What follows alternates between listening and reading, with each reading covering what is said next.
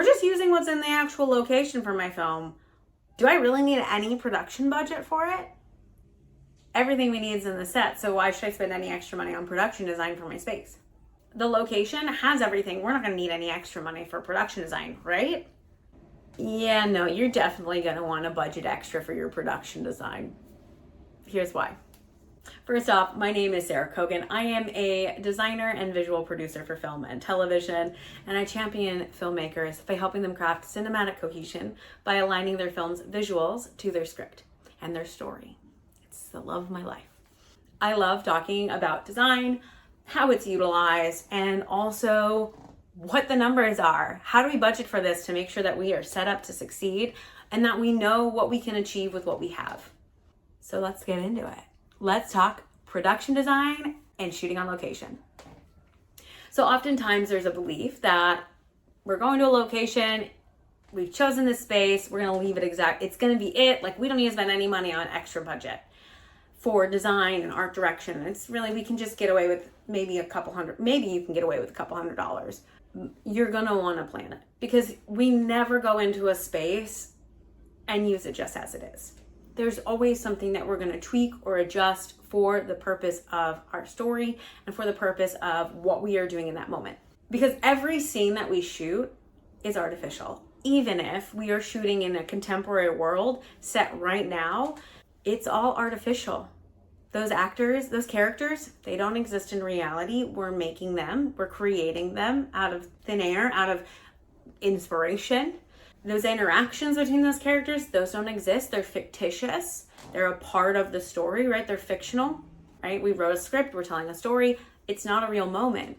And unlike reality, we get to go back and take take after take after take in order to make sure that we got the right delivery, that we got the right camera movement, all those things. Then we're going to put them in costumes and clothing and hair and makeup that's different than what they might wear as a normal person. And we're putting the cast in wardrobe that's specific to the story. We're doing their hair and their makeup in a way that's character driven. So it might not even be how that actor actually wears their hair or does their makeup in reality, right? They're being a character that is fictional, and therefore we're really crafting this whole world that is fictional. And that goes to your set design. That goes to the production, like the locations, and all of this is part of the film design of, the design of your film. And your film design includes the production design, which is the sets. That is always going to be tweaked to serve the story. You might be putting in different towels in the space. You might be adding removable wallpaper to the space to give it the feeling that you're going for. It could be a matter of adding tablecloths, swapping out chairs, moving furniture. Any of those things costs extra money. It means, right, we're going to then be adding to what exists. We're going to be taking away and replacing.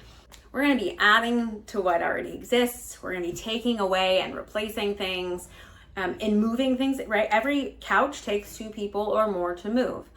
Tables, 2 or more people to move. Chairs, if they're lightweight and they're like kitchen chairs, 1 person can move.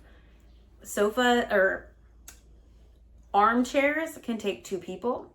So that already is more budget because you get to hire extra hands. And if you're sitting here hearing that and going, well, we'll have a PA help because, when they need it, there's never, ever somebody available when you need them to move smoothly.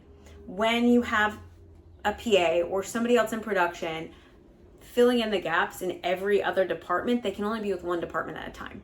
Making sure that you have a dedicated person to your production designer to help them move things on set, or a dedicated person. In indie films, your production designer is oftentimes also the one dressing sets. On smaller projects, they're the ones doing pretty much all the work because we only have a couple people in the department. Well, they need help to make that happen. They need help to move the furniture. It takes 2 people to move a couch. It takes 2 people to move a kitchen table. It can take 2 to 3 people to move a heavy mirror. I just pulled my hip out because I didn't choose in to help, right? It's not safe. So we get to make sure that we are creating safety by ensuring that people have the right support to be able to do their job. And this leads to smoother running sets because you're not going to lose time in your day because you didn't want to hire an extra person to help move furniture. And going into overtime can easily cost you more than what it would have cost you to have that person be there in the beginning anyways. So you get to start looking at what is the overall change in the space. Can we come dress the space the night before, or are we coming in first thing in the morning to do it?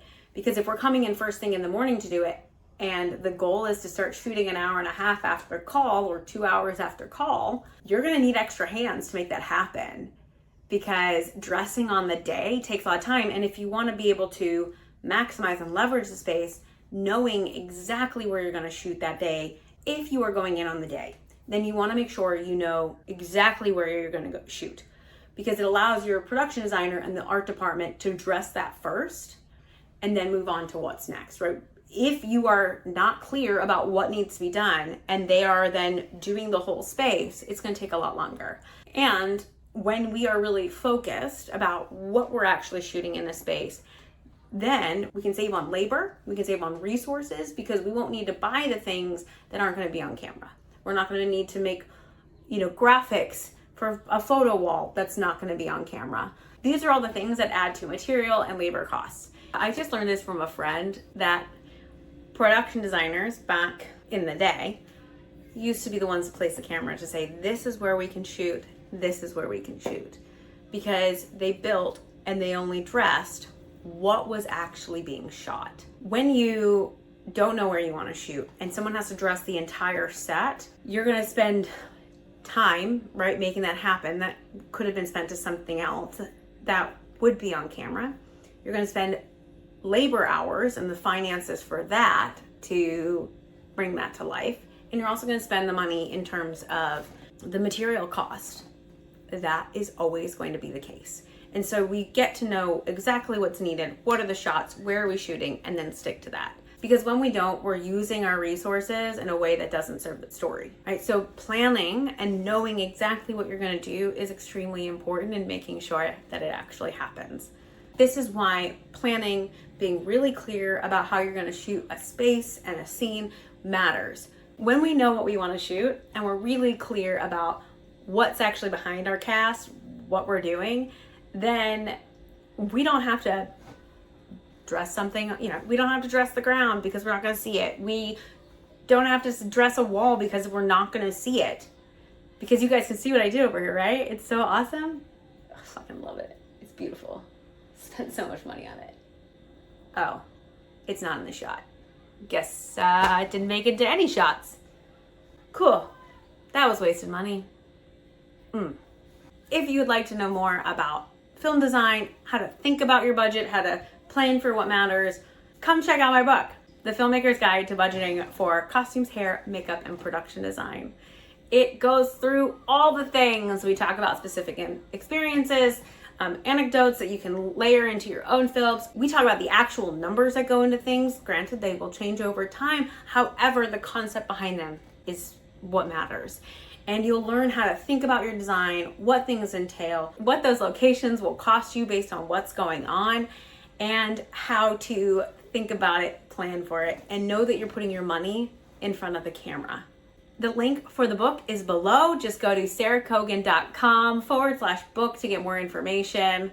Excited to hear what you think.